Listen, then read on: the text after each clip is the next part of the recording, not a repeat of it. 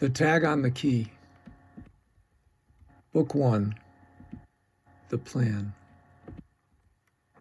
Chapter 1. Intro. There is a plan and there is a planner. There is a time and a timekeeper. There is the setting of the table and there is the eating of the meal. The people think, the people speak, they do what they may do. All this occurs as the planner plans and keeps the time till the table is set and the invited guests come to dine. Our existence, fragile and delicate as paper, in an instant crumbles and burns. Life is a parchment upon which God writes. Our story is His story. It is so precious to Him that He takes it out to read and reread it again.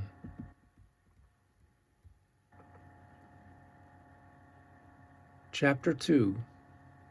Birth. Hartford, Connecticut, approximately 10 years after the war. I was taken from the birth table to the arms of my adoptive parents. They were Holocaust survivors. I was visually impaired. My mother told me about the Holocaust and the adoption shortly after I learned to speak. My visual impairment presented itself at an even earlier age. It has been a lifelong companion to me. My mother and father somehow survived the Warsaw Ghetto uprising and the Holocaust. They were married in the Warsaw Ghetto. My mother aged 16, my father 27. A child was born to them there in the Warsaw Ghetto. I was told by my father that his name was Mordechai, after my father's father. He died of malnutrition after a short time. My parents were separated at the Majdanek concentration camp and were reunited after the war. They settled in the United States and desperately wanted to have children. After many failed attempts to have their own children, they decided to adopt a child. I was that child. 2 years later, my sister, Rivka, was born to them. At age 4, I asked my mother why my sister and I didn't have grandparents, as the other children we knew did. My mother told me then about Hitler. May his name be erased. She continued to tell me about the Holocaust. From her, at that young age, I discovered that this bad man killed everyone in her family, with the exception of Paula, whom I called Nana. On my father's side, the only family left was Isaac, his brother, who left Poland some years before the war. It was not long after this that my mother let me know about the adoption. She told me that she was not my birth mother and that my birth mother was not able to care for me. I was a special gift to her and my father. When I was young, I knew children who were adopted. I also knew children of survivors. There were not many children who were in both groups, and even less with a visual impairment. I felt different. Sometimes I felt alone. Being adopted was both a blessing and a curse. To me, it seems that adoptive parents really do love and want the children they receive. And mine endeavored to afford me every opportunity for a good life. Still, there are questions that continuously tear at the heart of an adopted child. The adopted child may ask himself, where did I come from? Where do I fit in? And of course, why didn't they want me? Children of survivors have an enormous weight on their shoulders. Our parents knew the unforgiving reality of life and death, and we learned from them to see the world as a frightening place of imminent peril, where it was forbidden to be afraid. I recall sitting on a cool stone in the shade under a willow tree by a brook on a hot day in the summer, listening to the sound of the water running by gently, softly. I recall imagining a time and place where I would never have to be afraid. I was 6 years old. This is not poetry. It is meant to be taken literally. It really happened. I am sure that the place still exists, although I haven't been there in many years. I still do go there in my mind, and it puts me at ease. We were so young, and yet death and fear were so real to us. I recall a discussion between us kids at a family get-together. In this particular scenario, the Germans came to the house and demanded one family member who was to be killed.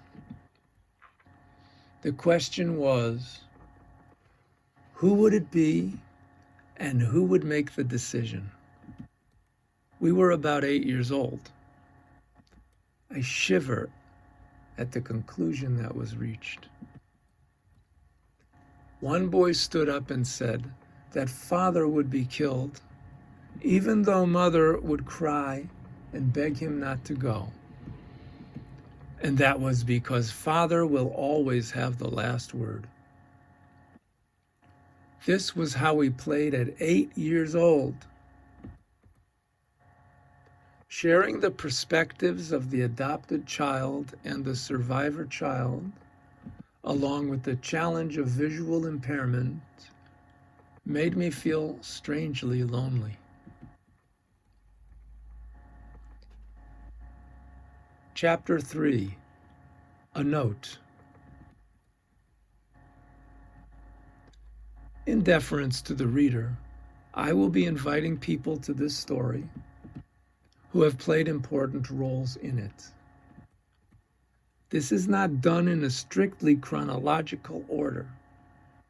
Keep in mind, however, that although we think that our lives are ordered chronologically, in truth, that isn't necessarily so. Think about it. I wish to introduce to you at this time two very special people in my life from earliest days. Please meet Edna and Irving Post. Chapter 4, Irving and Edna. Irving and Edna were close friends of our family. It was from them that I heard these two stories.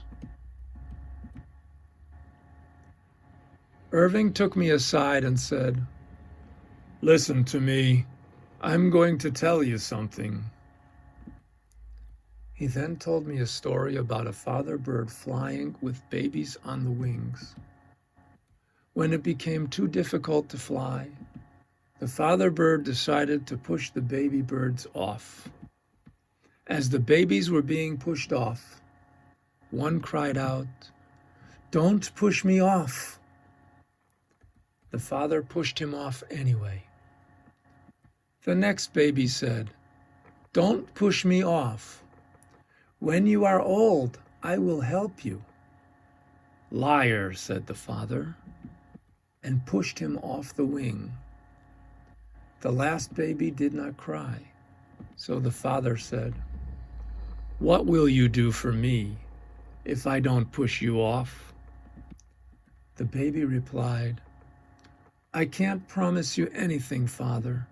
If I survive this, I will have my own children to take care of one day, and I'm not sure that I will be able to help you." The father bird carried this one safely to his destination. From Edna, I heard the following story.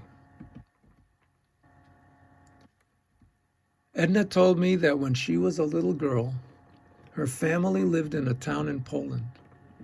Her father, who was a rich and important man, built a magnificent brick house on the corner of the two main streets of the town.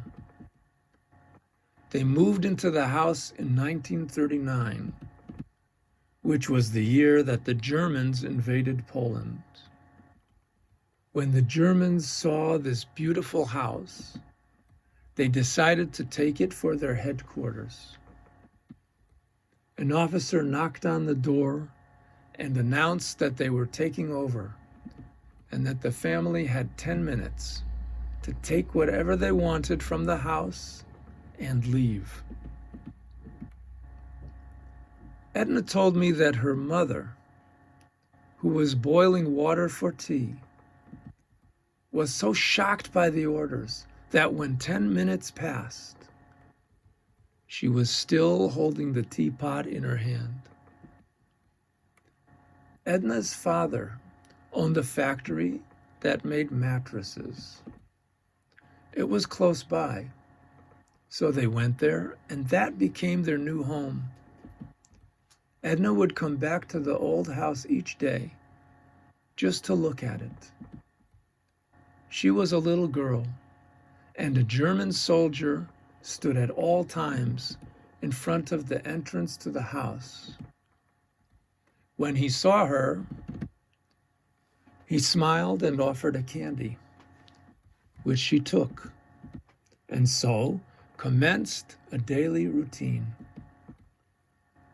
She would venture out of the mattress factory every morning to look at the old house and get a candy from the German soldier. One day, the Nazis arrested the rabbi of the town, and his followers were in a frenzy. Since Edna's father was the most important and influential Jew in town, they naturally appealed to him for assistance. The Hasidim, as followers of the rabbi were called, reasoned that since the Germans were sitting in his house, perhaps there was a chance that he might possibly approach them and ask to arrange for the rabbi's release. However, her father had to refuse them. His reasoning was that too much risk was involved, for indeed many people depended upon him, and if he were to be imprisoned, no one would benefit. The Hasidim persisted, and suddenly one of them came up with a novel idea.